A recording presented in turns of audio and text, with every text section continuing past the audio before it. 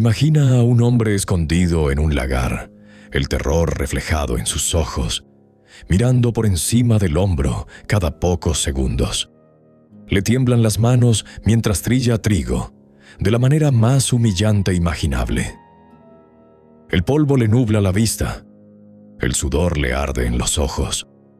La espalda le grita de dolor por agacharse en este espacio estrecho y asfixiante diseñado para prensar uvas, no para procesar grano. Así no nacen los guerreros. Esta no es la imagen del valor. Y sin embargo, este hombre tembloroso, escondido como un niño asustado de sus enemigos, pronto dirigiría a 300 soldados contra un ejército tan vasto que cubría el suelo del valle como un enjambre de langostas. Su nombre era Gedeón, y su historia es una de las transformaciones más dramáticas de la Biblia. Un hombre que discutió con Dios, exigió múltiples señales, cuestionó cada instrucción y sin embargo se convirtió en el vaso a través del cual Dios rompió las cadenas de opresión que habían atado a Israel durante 7 años brutales. ¿Cómo se convierte un cobarde escondido en un agujero en un comandante que enfrenta probabilidades imposibles? ¿Qué sucedió en ese lagar que lo cambió todo? Quédate conmigo, porque lo que se desarrolla a continuación desafiará todo lo que crees saber sobre la fe, el valor y la forma en que Dios obra a través de personas quebrantadas y aterrorizadas que apenas pueden mantenerse en pie. La tierra de Israel se ahogaba en la oscuridad. Durante 7 largos años, los madianitas habían invadido como una plaga de langostas, destruyendo todo a su paso. Esto no era simplemente conquista militar. Era terror sistemático, diseñado para hacer morir de hambre a Israel hasta someterlo. Cada año, en tiempo de cosecha, arrasaban la tierra con sus camellos y aliados, los amalecitas y otros pueblos orientales. La Biblia dice que eran tan numerosos como las langostas, sus camellos imposibles de contar, cubriendo el suelo hasta que no podías ver la tierra debajo de ellos. Los israelitas se habían visto reducidos a esconderse en cuevas de montaña y fortalezas talladas en paredes rocosas. Las familias vivían con un temor constante, escudriñando el horizonte cada mañana en busca de las reveladoras nubes de polvo que anunciaban otra incursión. Despertaban para encontrar sus cultivos pisoteados, su ganado robado o degollado, meses de labor desesperada destruidos en una sola noche de violencia. Algunos israelitas vivían en guaridas como animales cazados, en lugar de como personas libres en su propia tierra. La nación que una vez marchó a través del Mar Rojo, sobre tierra seca, que vio derrumbarse las murallas de Jericó, ahora se acobardaba en agujeros. Los niños crecían conociendo solo el hambre y el miedo, sin experimentar nunca una cosecha completa, sin entender jamás cómo se sentía la seguridad. Y sabían exactamente por qué les había sobrevenido esta pesadilla. Sus padres y abuelos habían abandonado al Señor, inclinándose ante los Baales y las Astorets de las naciones circundantes. Habían olvidado al Dios que los sacó de Egipto con señales y prodigios, que dividió el Mar Rojo y ahogó al ejército del faraón, que les dio esta misma tierra como herencia. Ahora Dios había permitido que sus enemigos los aplastaran, enseñándoles la amarga verdad de que sin Él eran completamente indefensos. En el pequeño pueblo de Ofra, ubicado en la región montañosa de Manasés, vivía un hombre llamado Joás, del clan de Abiezer. Tenía un hijo llamado Gedeón. Las escrituras no especifican su edad exacta, aunque probablemente era un hombre joven, probablemente de 20 y tantos o 30 y tantos años, basándose en el hecho de que todavía trabajaba bajo la autoridad de su padre. Lo que las Escrituras dejan perfectamente claro es que Gedeón no era nadie especial según los estándares humanos. Provenía de un clan débil sin poder político. Y según su propia admisión posterior, su familia era la más pobre de Manasés, mientras que él mismo era el miembro menos importante de esa familia pobre. Sin títulos, sin reputación, sin recursos, sin influencia. Solo otro israelita aterrorizado tratando de no morir de hambre. En este día particular, bajo el brutal sol del mediodía, Gedeón estaba haciendo algo que ilustraba perfectamente la desesperada humillación de Israel. Estaba trillando trigo en un lagar. Cualquiera familiarizado con la agricultura antigua reconoce inmediatamente lo equivocado que está esto. El trigo debe ser trillado en una era alta y abierta, donde el viento atraviesa para separar el valioso grano de la paja sin valor. Un lagar está ubicado bajo, al nivel del suelo, cerrado, diseñado para recoger el jugo de uva mientras fluye hacia abajo. El aire no circula. La paja se adhiere al grano. Es un trabajo estrecho, brutalmente ineficiente y agotador, que logra en horas lo que debería tomar minutos. Pero a Gedeón no le interesaba la eficiencia. Le interesaba la invisibilidad. Si los saqueadores madianitas lo veían trillando trigo en una era apropiada, visible desde la distancia, descenderían como buitres. Se apoderarían del grano. Destruirían lo que no pudieran llevarse. Quizás lo matarían por atreverse a cosechar algo. Sus manos llevaban los callos del trabajo interminable, pero su corazón cargaba el peso del miedo aplastante. Esta no era la postura de un libertador. Esta era la postura de la derrota.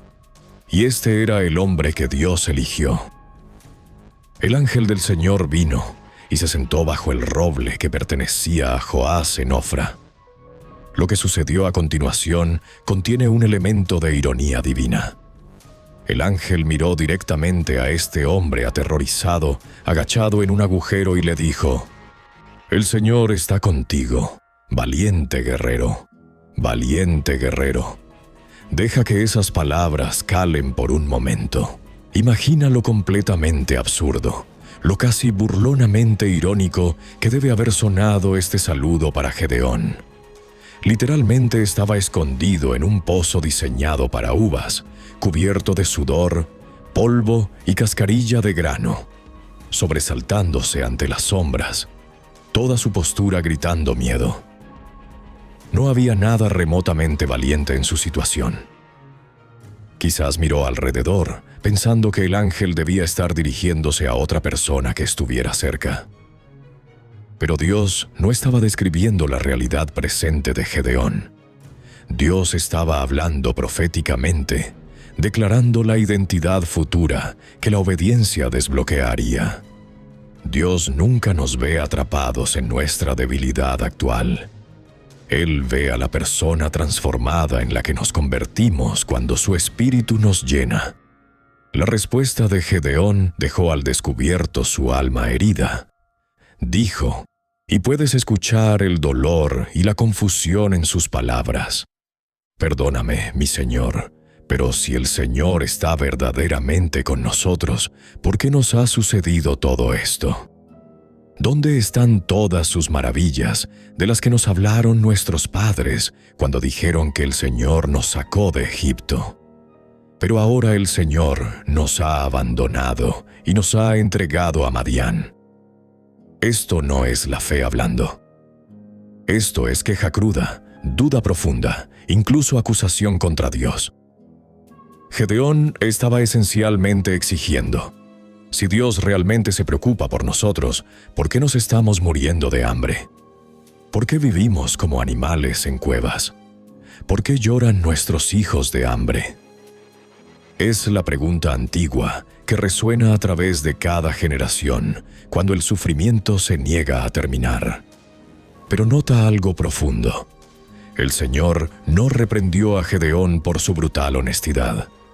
Dios puede manejar nuestras preguntas más difíciles. No requiere que peguemos sonrisas falsas y pretendamos que nuestra fe nunca vacila. En cambio, el Señor se volvió hacia él y dijo algo que debe haber parecido una locura. Ve con la fuerza que tienes y salva a Israel de la mano de Madián. ¿Acaso no te estoy enviando yo? Piensa en lo absurdo de este mandato desde la perspectiva de Gedeón. Acababa de terminar de explicar que se sentía abandonado por Dios, y la respuesta de Dios fue esencialmente: excelente, ahora ve tú y salva a toda la nación. No un ejército, no un rey. Tú, el hombre escondido en un lagar. Gedeón protestó de inmediato: perdóname, mi señor, pero ¿cómo puedo yo salvar a Israel? Mi clan es el más débil de Manasés, y yo soy el menor de mi familia. Esta es la voz de inseguridad profunda del alma. Estaba enumerando cada razón lógica por la que era espectacularmente no calificado. Sin recursos, sin reputación, sin influencia, sin confianza. Era el nivel más bajo de una familia de nivel más bajo en una tribu débil. Sin embargo, el Señor respondió con palabras que lo desbloquean todo. Yo estaré contigo y derrotarás a todos los madianitas sin dejar a ninguno con vida. Esta es la llave que abre cada puerta cerrada. Dios no le estaba pidiendo a Gedeón que lograra esto con su propia fuerza. Dios estaba prometiendo lograrlo a través de él. Un hombre débil con Dios es infinitamente más fuerte que un hombre fuerte que está solo. Pero Gedeón necesitaba más que promesas. Su miedo era demasiado profundo para que solo las palabras lo convencieran. Pidió prueba tangible. Si ahora he hallado gracia ante tus ojos, dame una señal de que realmente eres tú quien me habla. Por favor, no te vayas hasta que yo vuelva y traiga mi ofrenda. Y el Señor demostró una paciencia notable, diciendo simplemente: esperaré hasta que vuelvas. Considera esa gracia. Dios no se fue ofendido. Dios dijo: tómate tu tiempo, estaré aquí. Así que Gedeón entró y preparó un cabrito joven, que probablemente uno de los pocos animales que le quedaban a su familia. De aproximadamente medio bushel de harina hizo pan sin levadura. Esta preparación habría consumido más de 1 hora. Y Dios esperó. Cuando Gedeón regresó, el ángel le ordenó colocar todo sobre una roca y verter el caldo. Entonces el ángel tocó la ofrenda con la punta de su bastón, y brotó fuego de la roca misma, consumiendo la carne y el pan en segundos antes de que el ángel desapareciera por completo. Cuando Gedeón se dio cuenta de que había estado hablando con el ángel del Señor, gritó aterrorizado: ¡ay, Señor soberano! He visto al ángel del Señor cara a cara. Estaba convencido de que moriría, basándose en la comprensión de que ver a Dios significaba la muerte. Pero el Señor habló paz sobre su pánico, diciendo: paz, no temas, no vas a morir. Así que Gedeón construyó un altar allí mismo y lo llamó El Señor es Paz, descubriendo en medio de la guerra y el terror que la presencia de Dios trae paz que trasciende las circunstancias. Esa misma noche, antes de que Gedeón pudiera siquiera procesar lo que había sucedido, el Señor le dio su primera misión, y era aterradora de una manera completamente diferente. Dios dijo: toma el segundo toro del rebaño de tu padre, el de 7 años. Derriba el altar de Baal de tu padre y corta el poste de acera que está junto a él. Luego, construye un altar al Señor en la cima de este lugar elevado. Y usando la madera del poste de acera que cortaste, ofrece el segundo toro como holocausto. Esto era guerra espiritual antes de la guerra física. El propio padre de Gedeón mantenía un altar a Baal en su propiedad familiar. Todo el pueblo participaba en adorar a estos dioses falsos. Dios estaba ordenando a Gedeón que lo destruyera todo públicamente y declarara de qué lado estaba, sabiendo que esto podría costarle la vida a manos de sus propios vecinos. Nota lo que las Escrituras registran honestamente a continuación. Así que Gedeón tomó a 10 de sus sirvientes e hizo como el Señor le dijo, pero debido a que temía a su familia y a la gente del pueblo, lo hizo de noche en lugar de durante el día. Este detalle es crucial para entender cómo obra Dios. Gedeón obedeció, pero todavía estaba absolutamente aterrorizado. No esperó a que el miedo desapareciera. No esperó a sentirse valiente. Actuó en obediencia temblorosa, mientras el miedo aún lo agarraba. Dios no siempre elimina nuestro miedo antes de llamarnos a actuar. Más a menudo nos llama a actuar a pesar del miedo, a obedecer mientras nuestras manos tiemblan y nuestros corazones laten con fuerza. La fe no es la ausencia de miedo. La fe es la obediencia que avanza incluso cuando el terror nos grita que huyamos. Al amparo de la oscuridad, mientras el pueblo dormía, Gedeón y sus sirvientes se pusieron a trabajar. Derribaron el altar de Baal piedra por piedra, cortaron el poste de madera de acera y lo trocearon. Construyeron un nuevo altar dedicado al Señor, y luego sacrificaron el toro usando madera del símbolo del dios falso como combustible. Los instrumentos de idolatría se convirtieron en los medios de verdadera adoración. Temprano a la mañana siguiente, la gente del pueblo descubrió la destrucción. El altar de Baal yacía en ruinas. El poste de acera había desaparecido. Sobre un altar recién construido estaban los restos de un sacrificio. Investigaron furiosamente y se enteraron de que Gedeón, hijo de Joás, había hecho esto. Se formó una turba enojada y vino a la casa de Joás, golpeando la puerta y exigiendo sangre. «Saca a tu hijo. Debe morir, porque ha derribado el altar de Baal y ha cortado el poste de acera que estaba junto a él». Pero algo notable sucedió. Joás, quien había construido ese mismo altar a Baal, se paró en su puerta y enfrentó a la multitud con una lógica inesperada. ¿Van a defender ustedes la causa de Baal? Están tratando de salvarlo. Cualquiera que luche por él será ejecutado antes del amanecer. Si Baal realmente es un dios, puede defenderse a sí mismo cuando alguien derriba su altar. El razonamiento era innegable. Que Baal se encargue de esto él mismo, si tiene algún poder. Así que la gente del pueblo le dio a Gedeón un nuevo nombre ese día: Jerobaal, que significa que Baal contienda contra él. Era un desafío, una prueba. Veamos si Baal le hace algo a este hombre. Por supuesto, Baal no hizo nada, porque Baal no era nada más que madera tallada e imaginación humana. Entonces todos los madianitas, amalecitas y otros pueblos orientales unieron fuerzas, cruzaron el río Jordán y acamparon en el valle de Jezreel. El momento de crisis definitiva había llegado. Una coalición militar masiva se estaba reuniendo, su campamento extendiéndose por el suelo del valle como una sombra oscura. Desde las colinas circundantes, los israelitas miraban hacia abajo la fuerza enemiga con corazones que se hundían. Parecía ser el fin de cualquier esperanza de libertad. Pero algo había cambiado fundamentalmente en Gedeón. Entonces el Espíritu del Señor vino sobre Gedeón. La expresión hebrea aquí es vívida y poderosa, indicando que el Espíritu se vistió con Gedeón, como si Dios se envolviera alrededor de este hombre y comenzara a obrar a través de él.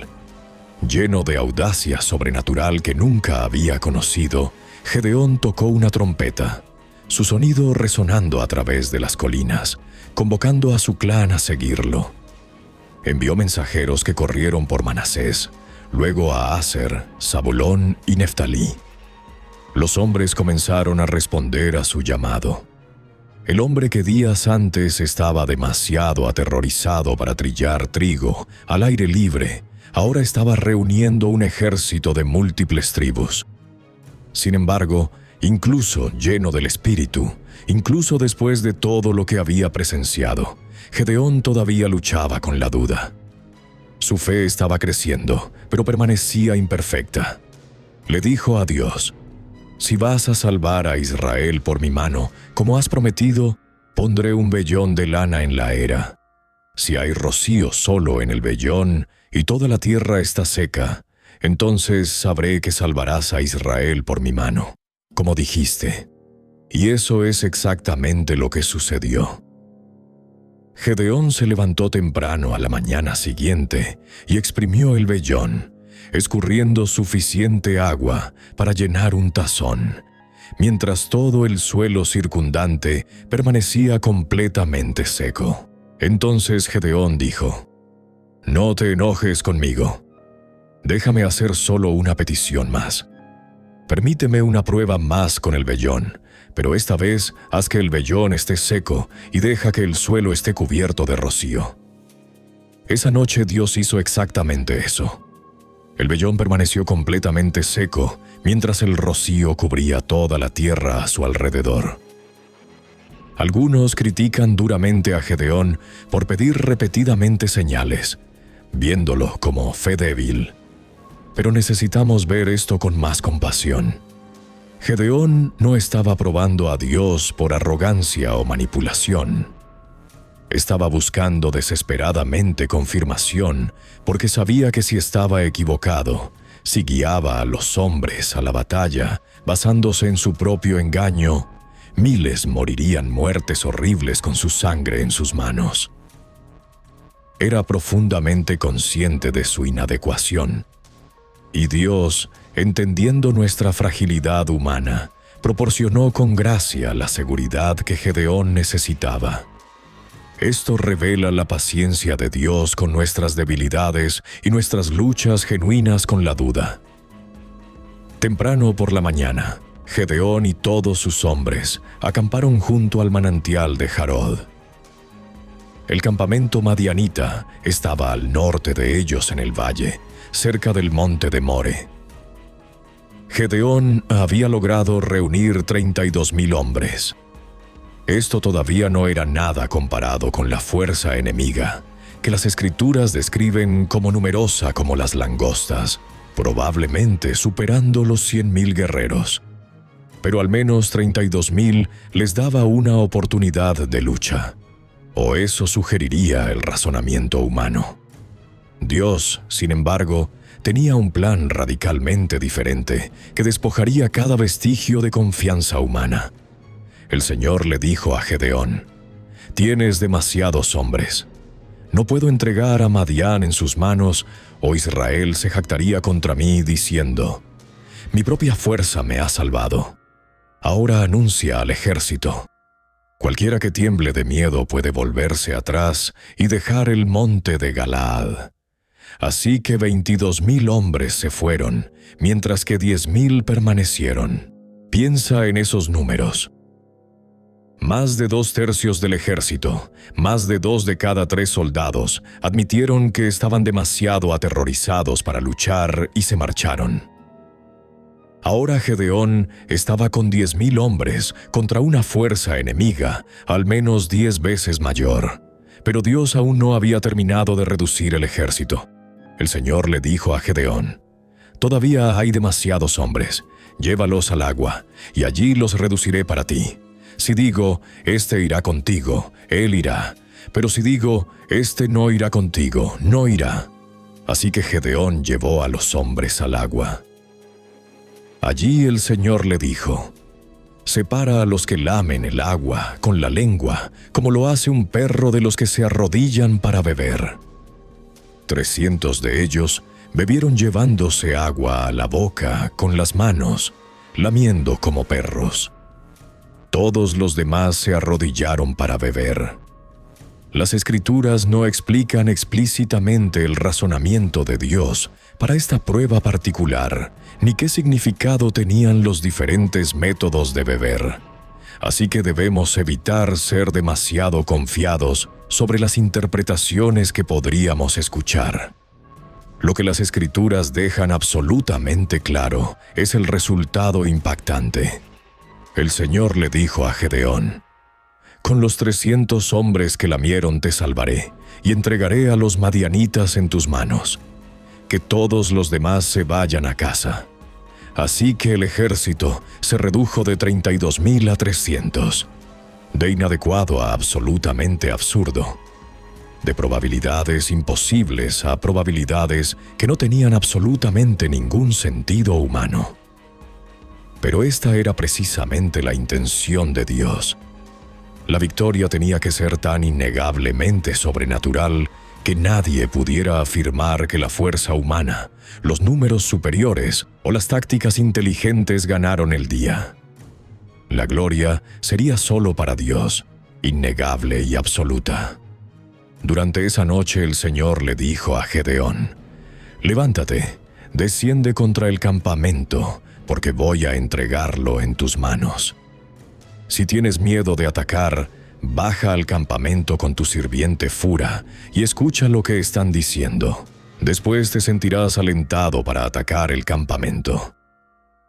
Incluso en esta etapa tardía, incluso después de todas las confirmaciones milagrosas, Dios reconoció que Gedeón podría estar todavía luchando contra el miedo. Sin condenación, sin decepción, solo comprensión compasiva y una oferta de aliento adicional si era necesario. Así que Gedeón y su sirviente Fura se arrastraron a través de la oscuridad hacia el campamento enemigo, moviéndose silenciosamente entre rocas y matorrales, sus corazones latiendo con fuerza en cada paso, sabiendo que ser descubiertos significaba muerte instantánea. Los madianitas, los amalecitas y todos los otros pueblos orientales se habían asentado en el valle, espesos como langostas. Sus camellos no podían contarse más que la arena en la orilla del mar. Cuando Gedeón y Fura se acercaron al borde del campamento, la escena debe haber sido abrumadora. Incontables fogatas salpicaban el valle como estrellas terrenales. El murmullo de miles de voces llenaba el aire nocturno. El olor acre de los camellos flotaba en el viento. Las armas brillaban a la luz del fuego por todas partes donde miraban. Parecía completamente imposible que 300 agricultores sin entrenamiento militar pudieran lograr algo contra esta fuerza. Gedeón llegó justo cuando un soldado le estaba contando a su compañero un sueño.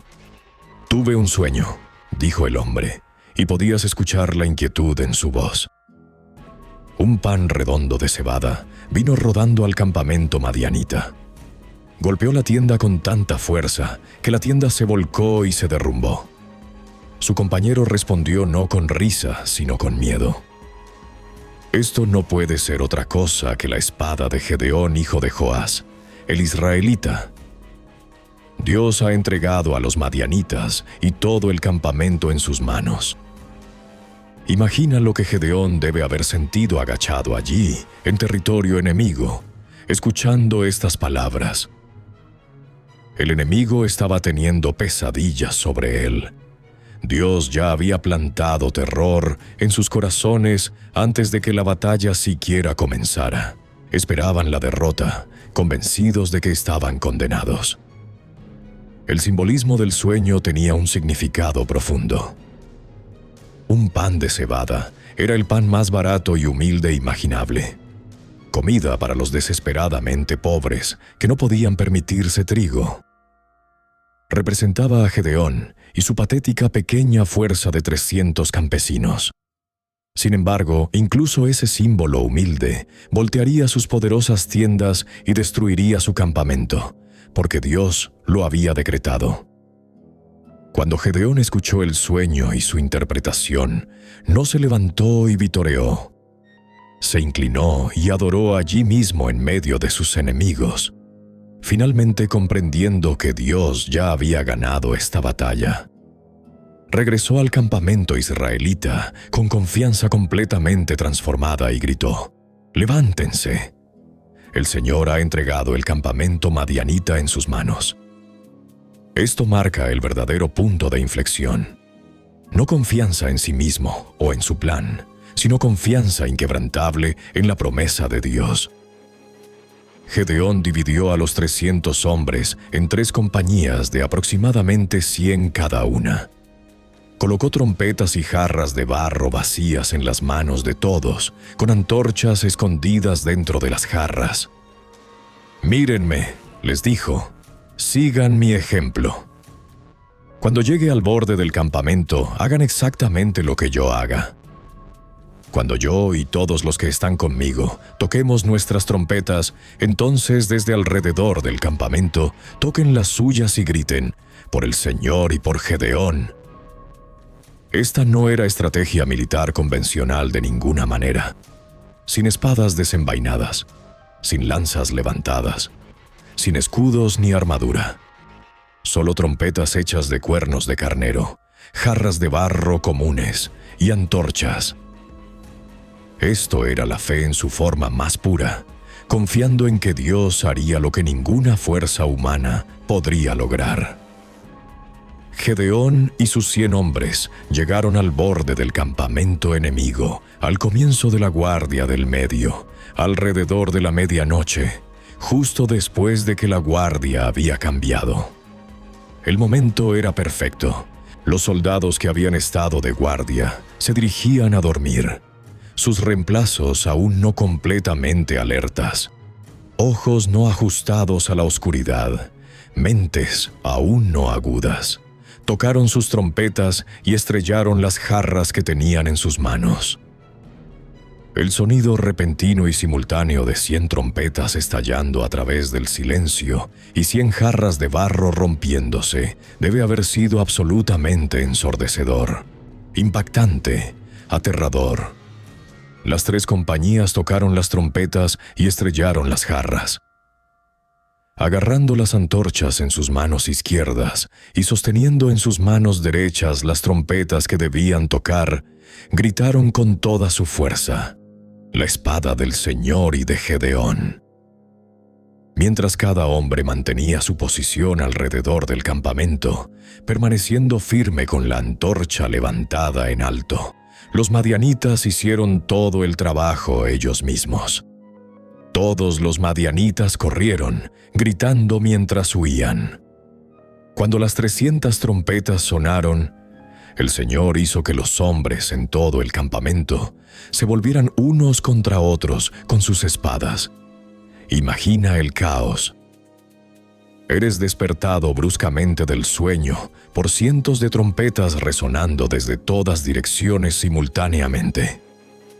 Ves antorchas apareciendo alrededor de todo el perímetro del campamento.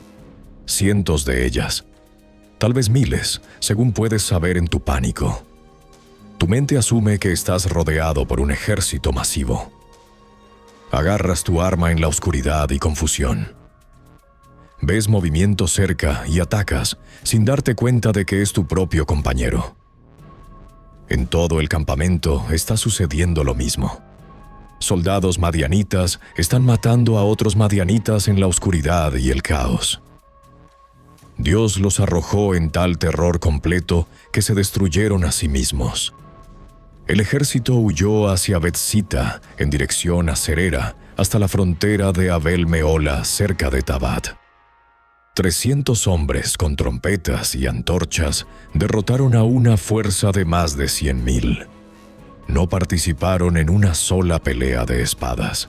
Hicieron ruido, sostuvieron antorchas en alto, mantuvieron su terreno y Dios hizo todo lo demás. Los madianitas corrieron en pánico completo, pisoteándose unos a otros, matándose en confusión, huyendo por sus vidas. Este es el poder de Dios en plena exhibición.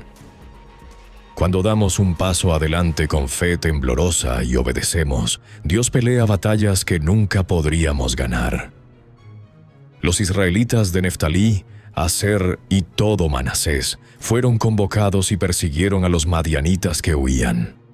Ahora que el enemigo estaba disperso y desmoralizado, era seguro que fuerzas más grandes se unieran a la persecución. Gedeón envió mensajeros por toda la región montañosa de Efraín con instrucciones urgentes. Desciendan contra los madianitas y tomen las aguas del Jordán antes que ellos hasta Bet-bara. Este fue un pensamiento táctico inteligente, cortando las rutas de escape. Así que todos los hombres de Efraín fueron convocados y tomaron las aguas del Jordán. También capturaron a 2 de los líderes madianitas, Oreb y Zeb, y los mataron. Persiguieron a los madianitas y llevaron las cabezas de Oreb y Zeb a Gedeón. Pero luego los efraínitas confrontaron a Gedeón con enojo. ¿Por qué nos has tratado así? ¿Por qué no nos llamaste cuando fuiste a luchar contra Madián? Y lo desafiaron vigorosamente. La tribu de Efraín era orgullosa e influyente, sintiéndose menospreciada porque no habían sido incluidos en la batalla principal a pesar de su papel significativo en la persecución. Sin embargo, Gedeón demostró notable sabiduría y humildad en su respuesta. ¿Qué he logrado yo comparado con ustedes? ¿No son mejores los rebuscos de las uvas de Efraín que toda la vendimia de Abiezer? Dios entregó a Oreb y Zeb, los líderes madianitas, en sus manos. ¿Qué pude hacer yo comparado con ustedes? Ante esto, su resentimiento contra él se calmó. Gedeón fácilmente podría haber estado a la defensiva u orgulloso, recordándoles que Dios lo eligió para liderar la batalla milagrosa.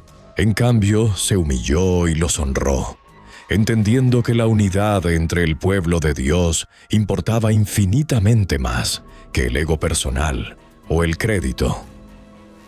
Gedeón y sus 300 hombres, agotados más allá de toda medida, pero continuando la persecución, llegaron al Jordán y lo cruzaron.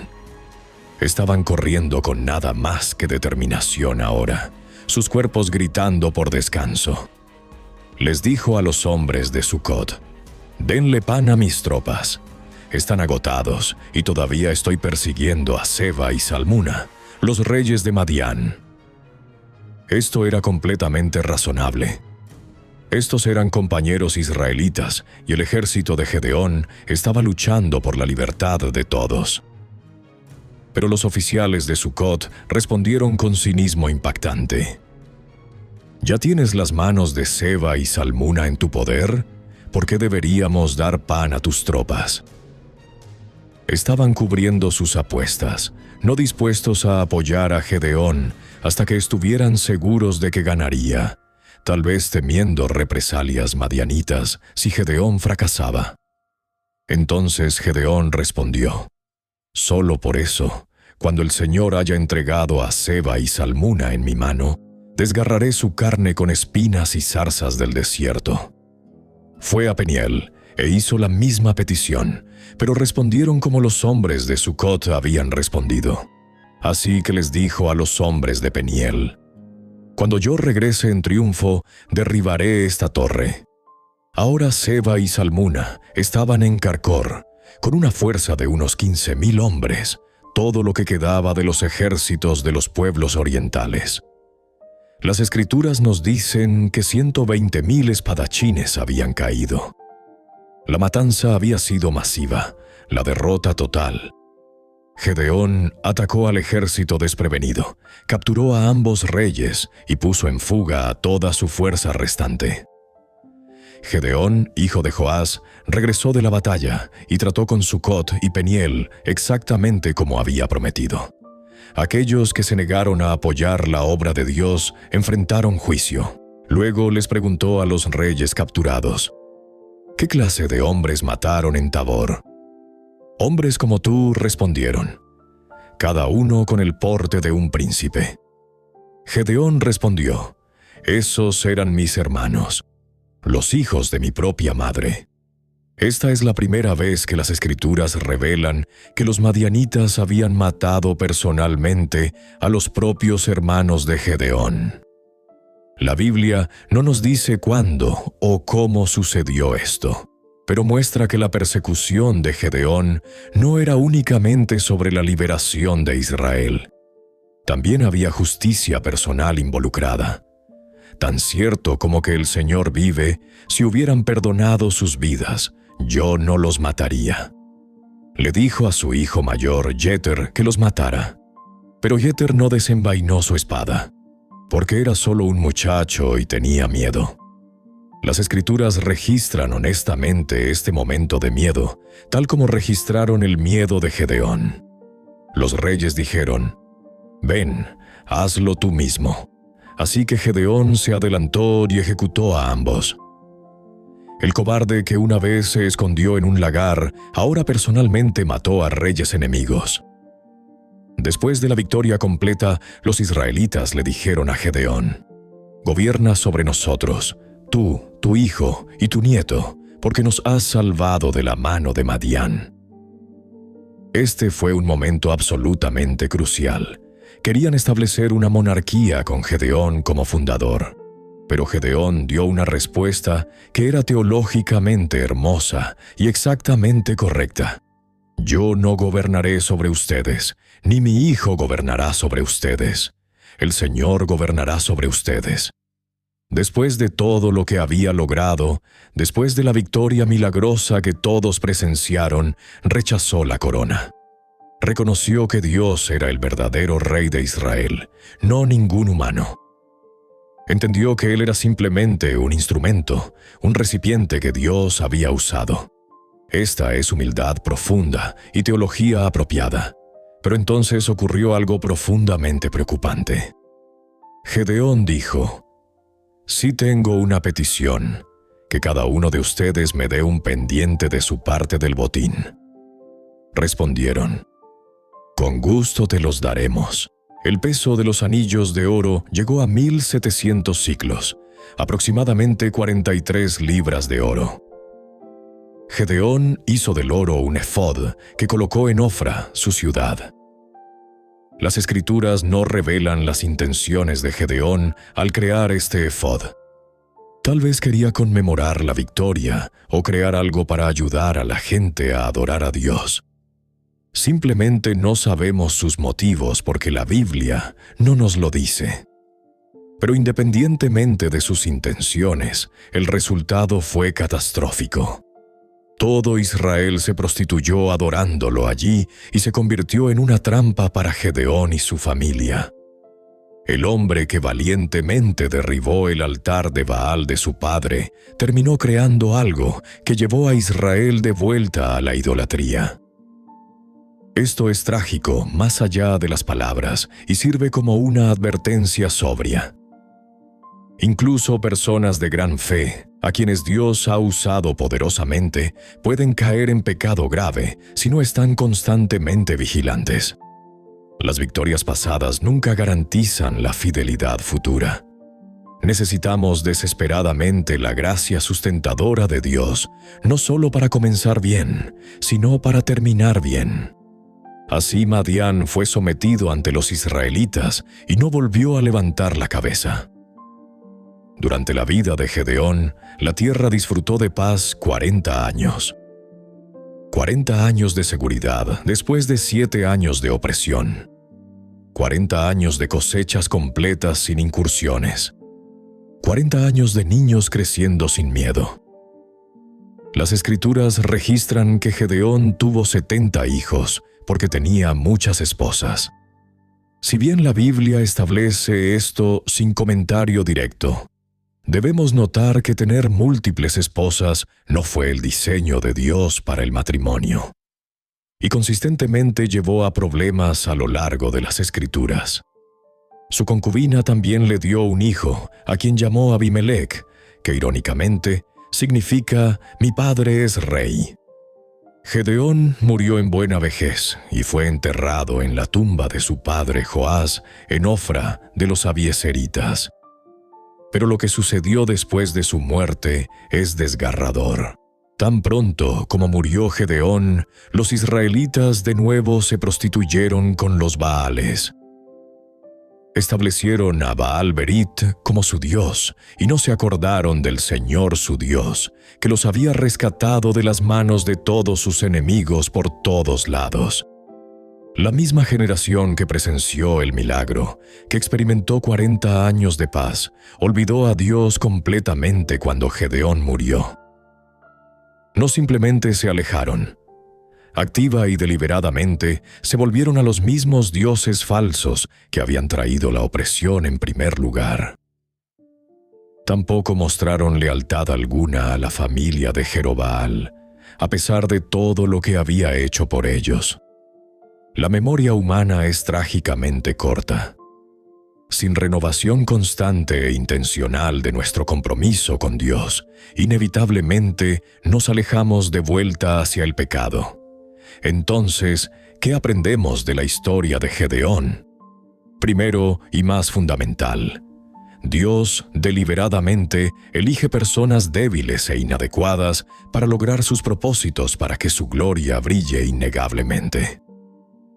Gedeón no fue elegido porque poseía calificaciones especiales. Fue elegido precisamente porque no las tenía. Cuando Dios usa personas improbables, todos reconocen que Él lo hizo, no el instrumento humano.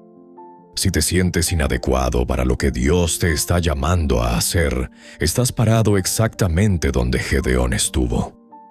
Tu debilidad se convierte en el escenario perfecto para mostrar la fuerza de Dios. Segundo, Dios muestra notable paciencia con nuestras dudas y miedos. Gedeón pidió señales repetidamente. Cuestionó a Dios. Fue brutalmente honesto sobre su terror. Y Dios no lo rechazó por ello. En cambio, Dios trabajó pacientemente con él, lo tranquilizó, fortaleció gradualmente su fe vacilante.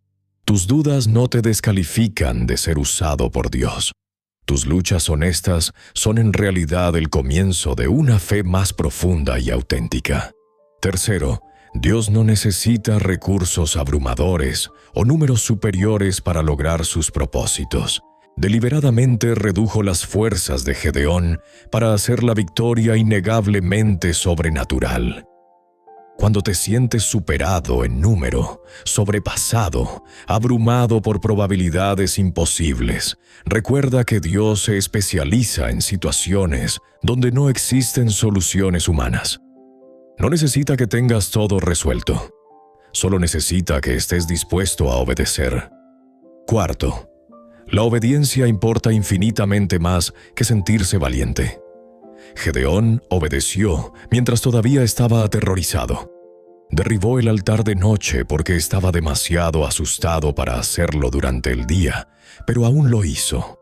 Continuó avanzando incluso mientras sus manos temblaban. La fe no es la ausencia de miedo. La fe es hacer lo que Dios manda, incluso cuando el terror te grita que huyas. El valor no es un sentimiento que esperas experimentar. Es una decisión de obedecer a pesar del miedo. Quinto, incluso las personas fieles a quienes Dios ha usado grandemente pueden caer en pecado grave. El efod se convirtió en un ídolo. La historia de Gedeón no termina perfectamente, lo que nos recuerda que debemos permanecer humildes y vigilantes durante toda nuestra vida. Las victorias pasadas nunca nos hacen inmunes a las tentaciones presentes.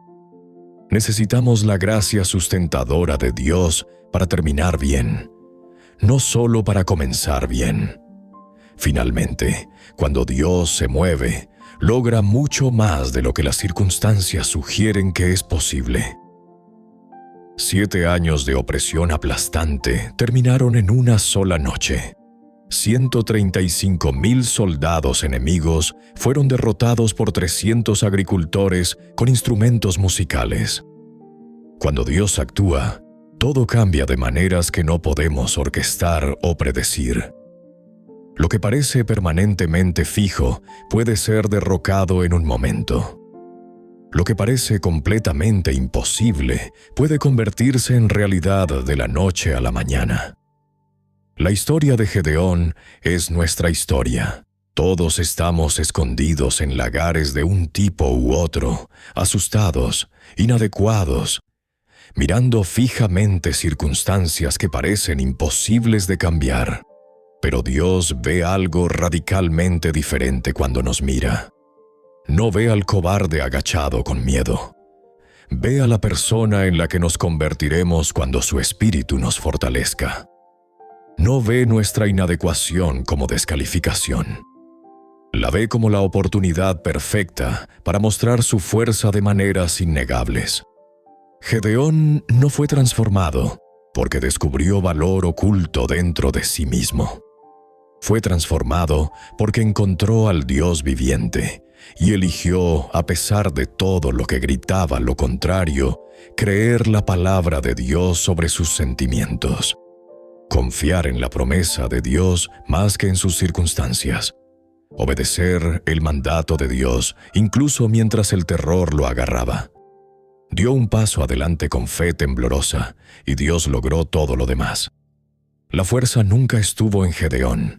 La fuerza siempre estuvo en el Dios que dijo: «Yo estaré contigo».